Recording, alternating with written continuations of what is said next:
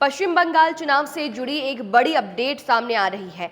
यहां फाल्टा विधानसभा क्षेत्र में फिर से सभी मतदान केंद्रों पर वोटिंग की जाएगी।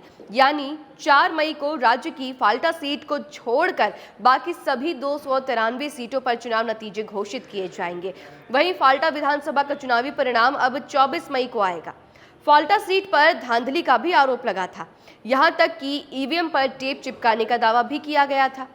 चुनाव आयोग ने अपने आदेश में कहा है कि सभी 285 मतदान केंद्रों समेत सहायक मतदान केंद्रों पर फिर से मतदान कराया जाएगा, यानी कि फिर से वोटिंग होगी।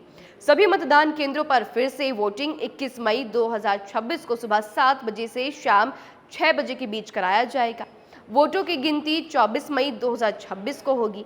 चुनाव आयोग ने यह कार्रवाई इसलिए की है क्योंकि इस विधानसभा में मतदान केंद्रों पर गंभीर चुनावी अपराधों और लोकतांत्रिक प्रक्रिया को बाधित करने के मामले सामने आए थे। 29 अप्रैल को फाल्टा में वोटिंग चल रही थी और तब फाल्टा से चौंकाने वाली खबर सामने आई थी कि इस विधानसभा सीट पर बीजेपी ने आरोप लगाया था कि कुछ बूथ पर ईवीएम पर बीजेपी के चुनाव चिन्ह कमल छाप को टेप से ढक दिया गया। इस पूरे मामले पर चुनाव आयोग से अविलंब हस्तक्षेप की मांग की गई थी।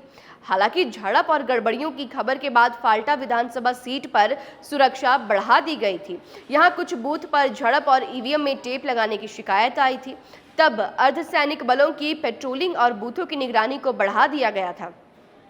बीजेपी ने टीएमसी पर गंभीर आरोप लगाए थे। यहां सीएपीएफ के जवान बूथ पर लगातार दौरा कर रहे थे और साथ ही जवान अनाउंसमेंट भी कर रहे थे। इसके अलावा उस समय फाल्टा में सायरन वाले वाहनों का अतिरिक्त जवानों के मूवमेंट को भी बढ़ा दिया गया था। इससे पहले शनिवार यानी 2 मई को दक्षिण 24 परगना जिले की 2 विधानसभा सीटों के 15 मतदान केंद्रों पर शनिवार को दोबारा से वोटिंग हुई थी, यानी कि कल वोटिंग हुई थी। इससे पहले पश्चिम बंगाल विधानसभा चुनाव के 2 चरणों में 23 अप्रैल और 29 अप्रैल को रिकॉर्ड तोड़ मतदान हुआ था।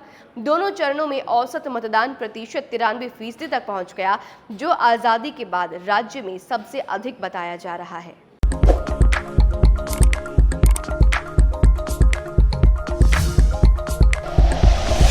Like and share videos, subscribe करें हमारा चैनल और प्रेस करें बेल आइकॉन। न्यूज़ 11 भारत, सच है तो दिखेगा।